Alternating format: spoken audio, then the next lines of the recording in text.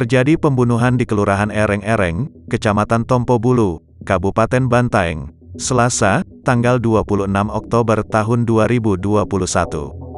Pelaku adalah Akmal, 29, yang membunuh 3 orang keluarganya sendiri. Ketiga korban yakni, sang ayah, Badu bin Simbu, 75, kemudian, sang ibu, Sadia bin Bonro, 72, dan kakak, Saleha, 35. Lurah Ereng-Ereng, Kaimudin mengatakan, awalnya pelaku menyuruh adiknya, Nurul Awalia, 22, untuk membeli rokok. Saat itu, Akmal marah karena adiknya lama membawa rokok untuknya. Kemudian, Akmal dengan adiknya sempat cekcok.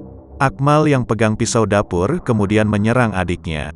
Beruntung sang adik berhasil melarikan diri, namun mengalami beberapa luka karena terkena sayatan pisau.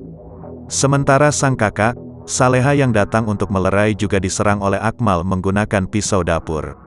Saleha langsung tewas di tempat dengan luka sayatan di leher. Ayah dan ibunya yang melihat Saleha sudah bersimbah darah langsung bergegas untuk menolong. Namun, Akmal yang sudah terlanjur naik pitam juga menyerang ayah dan ibunya.